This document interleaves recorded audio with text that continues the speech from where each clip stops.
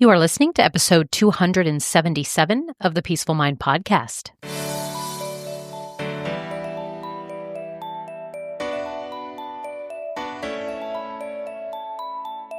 Welcome to the Peaceful Mind Podcast, a place for creating the peace of mind you need to be the best mom you are created by God to be. If you want to bring more balance, more joy, and more peace to your motherhood, this is the place for you. I'm your host, certified life coach and Catholic mom, Danielle Thienel. In the name of the Father, of the Son, and of the Holy Spirit, let's get started. Hello, beautiful mamas, and welcome back to the podcast. I'm so grateful and humbled that you're here today, choosing to spend your precious time. And I hope you find that it's totally worth it, especially since this episode is really just something I think that many of you just need to hear. It might be one of those that I would label tough love episodes, right? Because this is going to be an important conversation that we have. And I literally think of the mom out there who might be fooling herself, and I want you to see as if I'm like standing there right in front of you. I'm coming from so much love, but also from some passion and enthusiasm that I'm hoping you will see yourself with more clarity after you listen to this episode. Of course, ultimately, when that happens, right, when you can see yourself with more clarity, you are then well on your way to being able to change, to welcome in more peacefulness about whatever subject that you might be fooling yourself right now at the moment. So yes, this is what I'm talking about. Those little lies, those little justifications, those stories that we tell ourselves that might feel comfortable in the moment in our life, but ultimately they are keeping you from experiencing true peace. I am calling this episode, Stop Fooling Yourself, What You Need to Know for True Peace. So, I had my own powerful awakening before that kind of catapulted me into that this life coaching journey for myself. I really was fooling myself that it wasn't me that was creating the overwhelm, but that it was everyone else.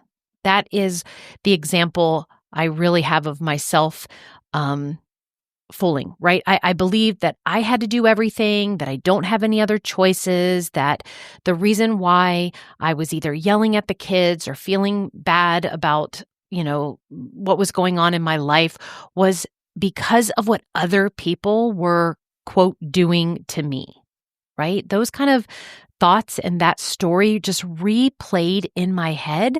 And so what happened is that it was like my life was on replay. I kept feeling stressed. I kept being in overwhelm. I kept not being able to figure things out. I kept blaming others, right?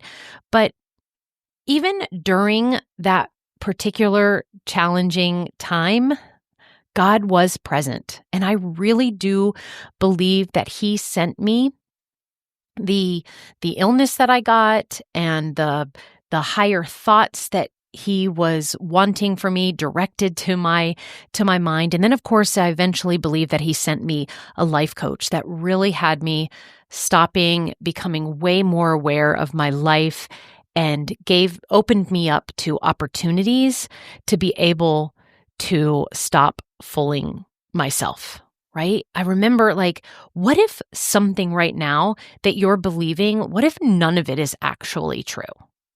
What if in certain areas you have been fooling yourself, right? I know our immediate reaction when you hear me say that could be one is that, of course, your brain, right? It wants to go on the defense,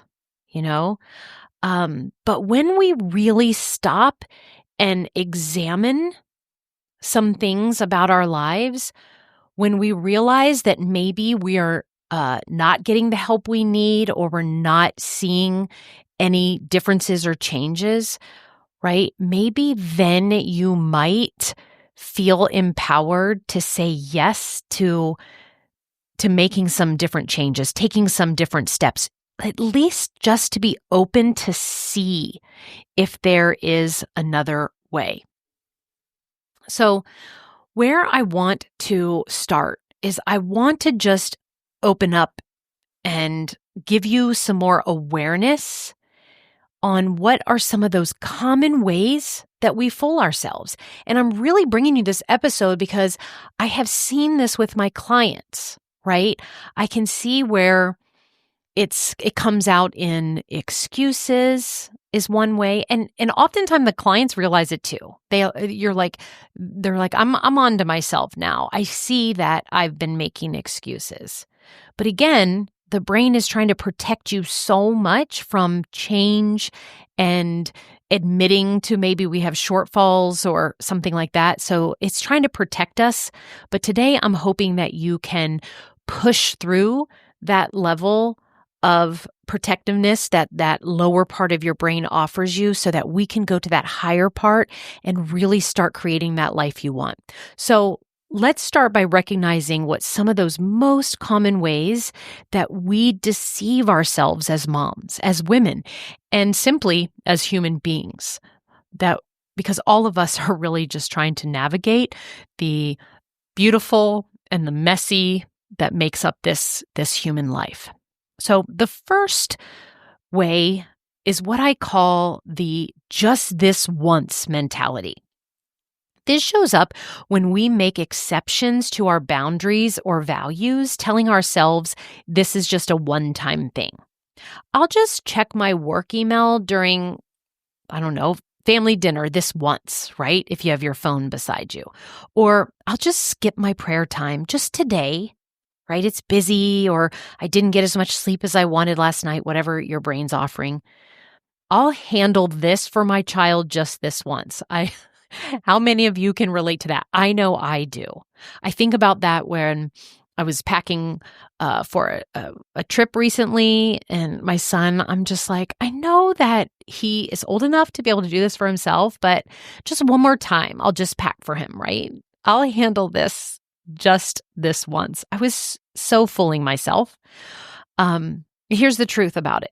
Just this once really rarely stays that way. Each exception that we make, it actually weakens our resolve in our brain. We're actually teaching it the habit, a different habit than we morally want to. And it blurs our boundaries. Before we know it, we then have done it several times, and then we're on our way to establishing a new pattern that actually doesn't align with what we truly value. And then we're left wondering why we feel so disconnected, right, from our purpose or from whatever it was that you wanted. Like, for instance, with my son, it's like my purpose is for him to be able to think through and make decisions for himself and go ahead and go to the future to plan, to be able to pack and navigate what he would need or things that he wouldn't need on his own. This is really ultimately what I want. But look how I was fooling myself that if I say, well, just this once, right? Okay. The second common self-deception where we fool ourselves is, and this is a big one. All my clients who listen to the podcast back will be like, oh yeah, I either know what she's going to say, or as soon as I say it, they'll be like, yes, I hear her talk about this all the time. And this second common way that we fool ourselves is the I'll be happy when trap. I'll be happy when the kids are older. I'll be happy when we move to a bigger house. I'll be happy when I lose those 15 pounds. I'll be content when my marriage improves. This type of a mindset keeps us perpetually postponing our peace and joy, which I, again, get all riled up about because I don't want you, beautiful mamas, to postpone your peace and joy, because peace and joy doesn't come from the bigger house, from when the kids are older, from when you lose 15 pounds. It really, really doesn't. And we often just have all like the joy that could be had, the peace that could be had in our life because we delay it, we put it on hold, we say we won't have it until then. And when you do have the bigger house, there is like 500 more things that your brain will add to worry about. Always just placing things beyond your grasp is what the I'll be happy when trap always does for you. Because the truth is that happiness it's not that destination. Again, when we arrive, right, at when our circumstances all align perfectly, I promise you, because we live a human life, there will be more new circumstances that arise that will put us off balance or won't align perfectly, right?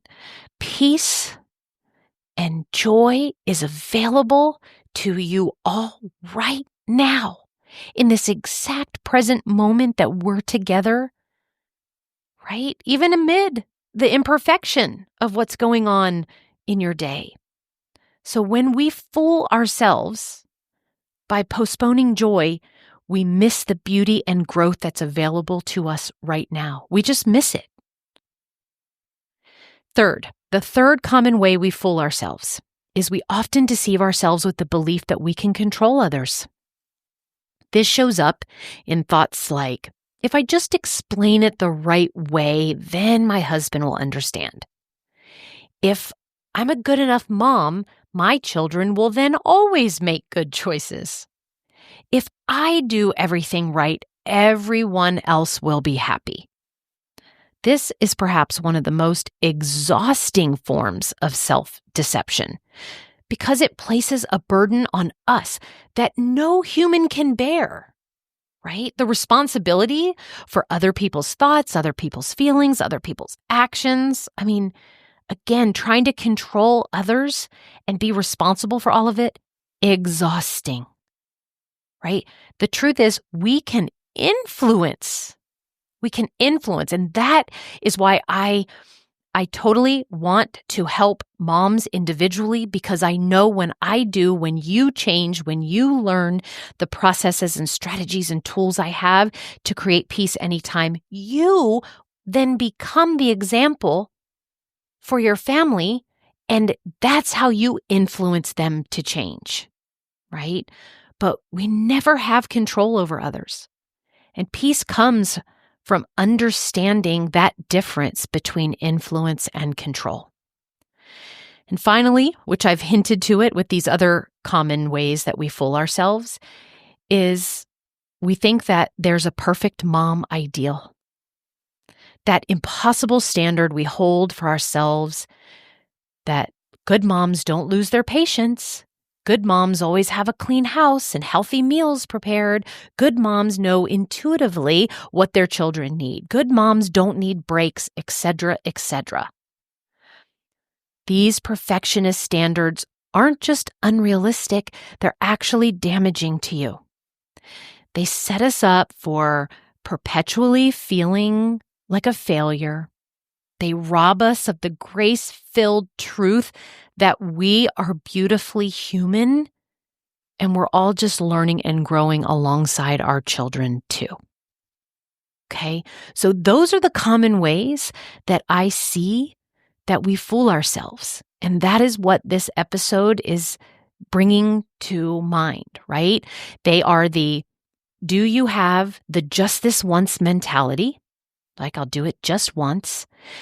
Are you self-deceiving yourself when you say, I'll be happy when, and you keep yourself in that trap? Are you believing that you can control others, or you're spending your precious time and energy trying to do that? And then are you trying to live up to a perfect mom ideal? If so, I want you to just recognize it today. There is no shame in it. There doesn't need to be any judgment. I just want you to be glad. Oh, yes. Thank you. I'm so glad you reminded me and shed awareness and light on this today for me, Danielle, because I want you to stop fooling yourself, because when you do, you are going to catapult yourself towards more peace in your life, more peace of mind. Okay, so let's talk about why we resist this truth that I'm offering, right? So in these forms of self-deception, right, if they cause us pain, then why do we cling to them so tightly? Why do we resist seeing them and embracing them as truth? I want to say first, because you're human and you have a human brain, and the brain works in a way that you listeners, you may know from listening to the podcast, or if you're a client of mine, you definitely know. But if you want to know more about how the brain works, or how to use it and retrain it in a way that supports your peace and joy, then that is what coaching provides. But here, just for what I can explain to you on the podcast, is just knowing that our brains have a fear of what change might require from us, right? The truth, and not fooling ourselves, it is going to demand that you get into some different kind of action than you are right now. And the brain doesn't like it. The brain wants to stay status quo. It doesn't want to change, right? So for instance, if I admit I've been ignoring my health, I might need to change my habits. If I acknowledge my resentment stems from my own poor boundaries, I'll need to start setting them and following through on them. If I recognize I've been using busyness to avoid deeper issues, then I'll have to face those issues. Do you see how all of those things will require discomfort? It will require using energy. It will require you putting hold on temporary pleasures for a long-term gain, right? And sometimes Satan, he knows you feel safer than the unknown path of change. So he will use that against us. And even when that familiar voice, right, is causing us pain, we still actually will just err for the safer route. But again, what I'm here to remind you is that discomfort of growth is temporary. And when we're fooling ourselves and we stay in that place, we're actually bringing on a pain of self-deception that will linger. It'll linger indefinitely. So second, I want you to know why we resist the truth instead of, and why we tend to fool ourselves, is that we all find comfort in familiar patterns, right? Even if the pattern is unhealthy. Our brains are wired to prefer what's known over what's new. Ooh, that's good. I'm going to repeat that, okay? Our brains are wired to prefer what's known over what's new. Even when what's known isn't serving us. And this is why even positive change can feel uncomfortable at first. So I see this in my clients who struggle with people pleasing. They know that their yes to everyone else means no to themselves and their priorities. They feel the exhaustion and resentment building. But saying no when other people are asking you for something, especially if you have that really strong mentality, like that I must serve, and it's a really, really good thing to be in service of others all the time, if that is your belief, then saying no will feel so uncomfortable, right? It doesn't feel natural in your identity as a people pleaser, right? And so you will continue in that familiar pattern again and again, despite the cost. And let me just tell you, if you're someone who you're a people pleaser, there is a cost, a very big cost to your joy, to the balance that you want in your life, to your peace of mind. And then third reason why I want you to know why it's so you're normal and why you might resist the truth and instead stay keeping fooling yourself is that social pressure and comparison it actually fuels our self-deception. We move farther away from connecting with our own true self through social pressure and comparison. We look around at other moms, other families, other marriages, usually through the distorted lens of social media, right? And we think everyone else has it together. Everyone else is handling more than I am with grace and ease. What's wrong with me? This comparison leads you to deny your own struggles. It has us maybe feeling shameful, which has us hiding our current challenges. And in doing those things, we are then rejecting the unique path God has for us and for our families. It keeps us fooling ourselves about what's really happening in our lives and what we truly need. So I remember working with a mom, and she came to me like completely burned out. Okay, 3 young children, part-time job, heavily involved in outside volunteer activities, in particular one of a church ministry. And from the outside, she did look like she was thriving. But when she came to me, when you can come to a safe place that is judgment-free, that I'm there, like I know busy, overwhelmed moms so well. It was myself. I can remember like yesterday. And I know the difference is that inside she was crumbling, right? And so together we explored what was internally driving this unsustainable pace, right? And within that,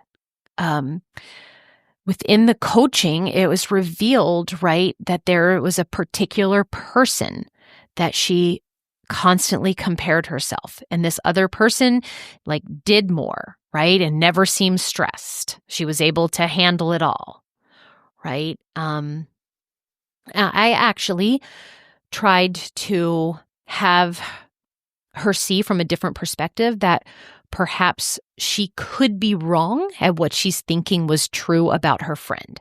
Not that I wanted her friend to be in any kind of like despair or overwhelm, but what I know is true, that is 100% true, is that all of us, no matter what our social media looks like, no matter how put together we seem on the inside, we are all flawed, okay?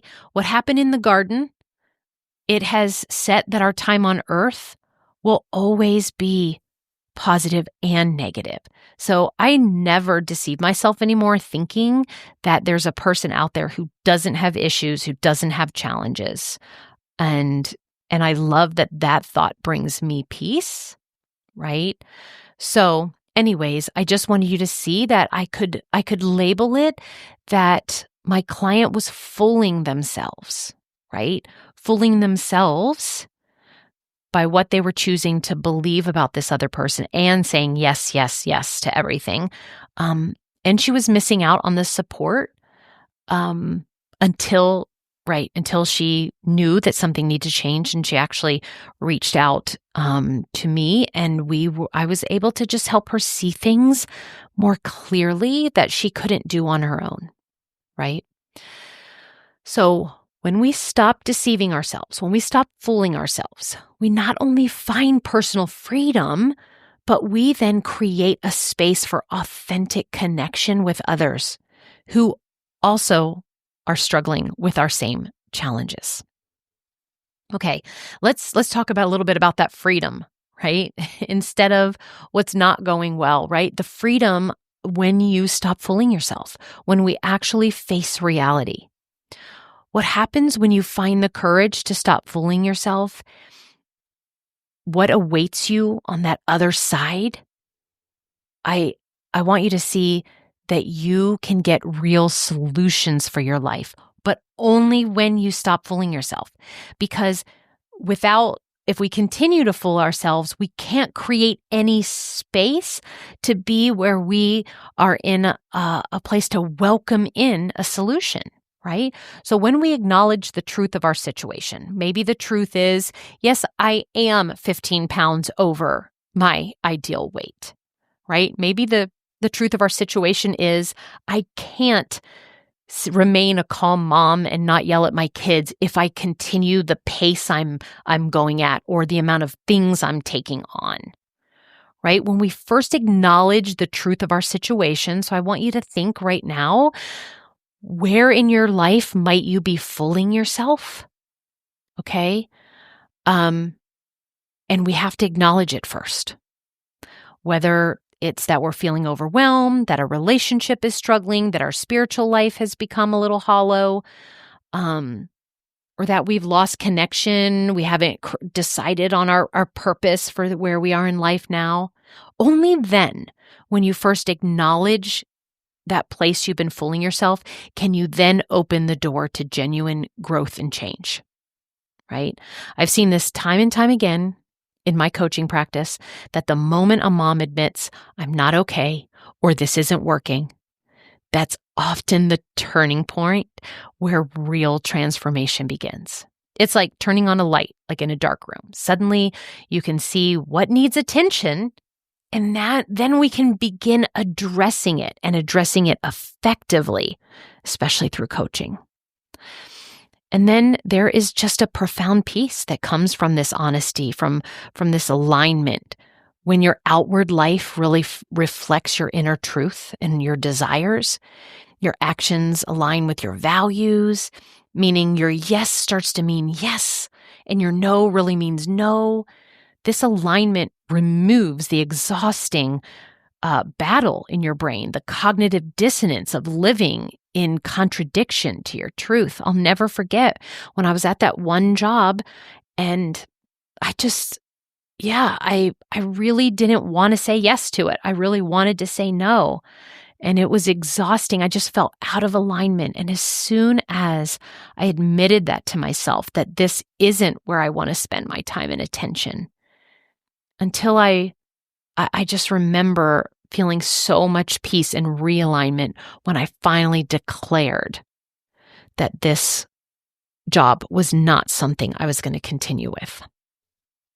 Just think about how it feels when you're saying yes to something while every part of you is screaming, no, no. Or when you're pretending to be fine while inside you're struggling. That internal conflict, it consumes an enormous amount of energy. And we have limited time and energy. That's also something where lots of women fool themselves. I say, don't be a robot, is what I've said in my Divine Time book. So, because robots are ones that don't need to replenish energy.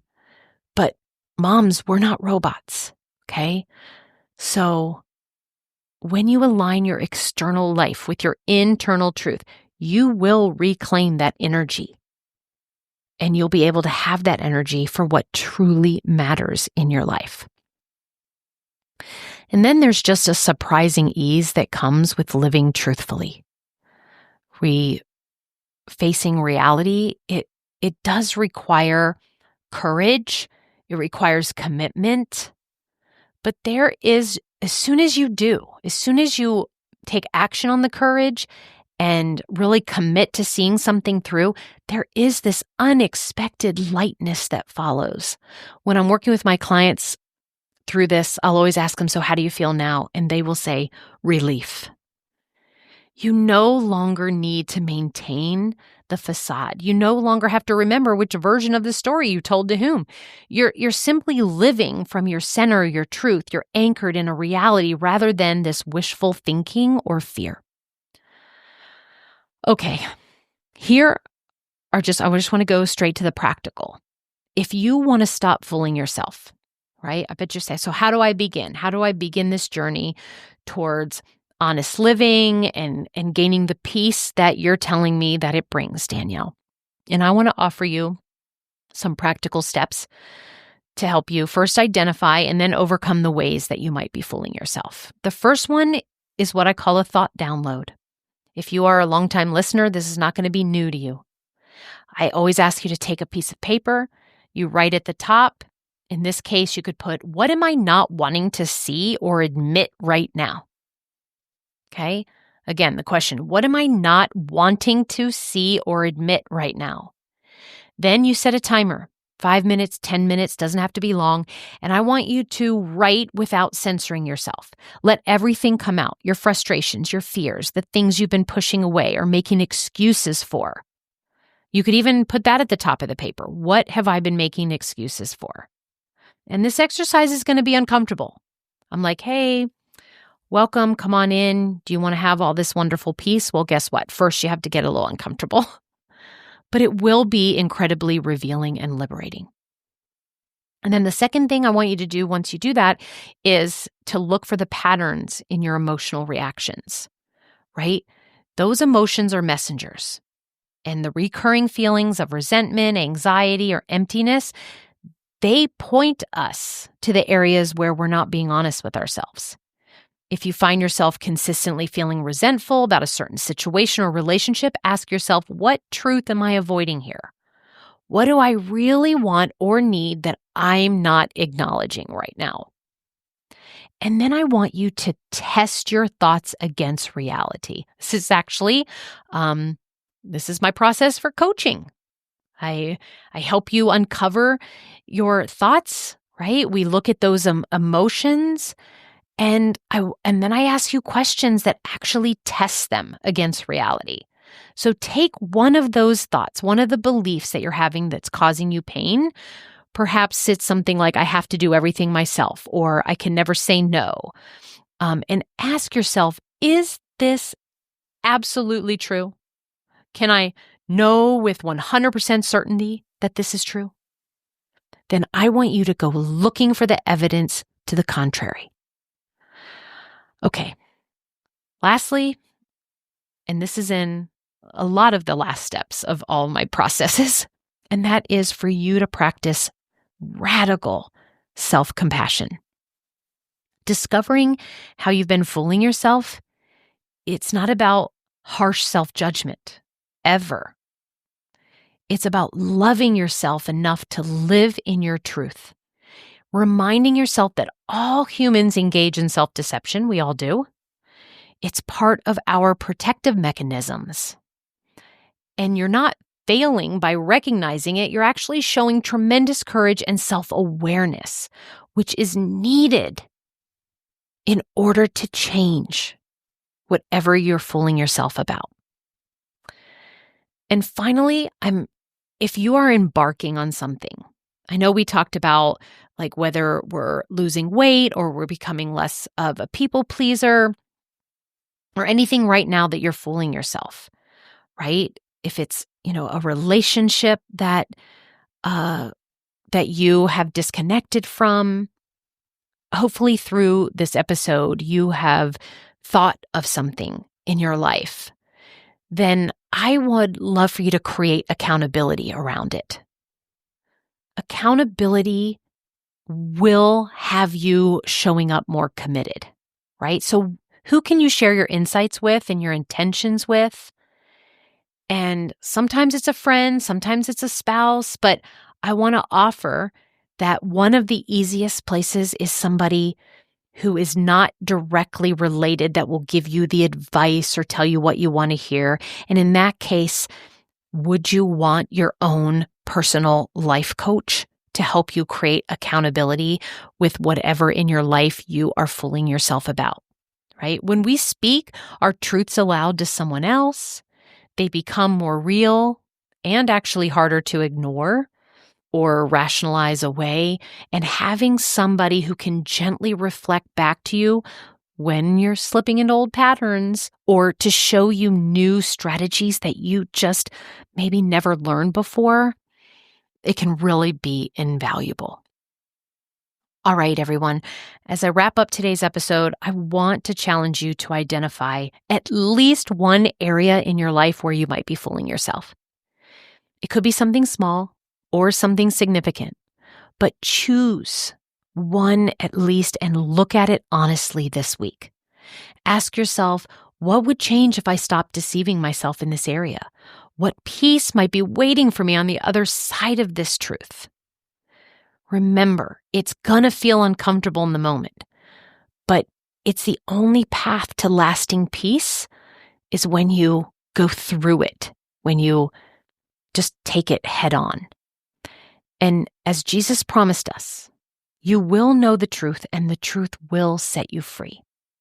That freedom to live authentically, to align your life with your deepest values, to show up as your genuine self is what creates the space for true peace to flourish.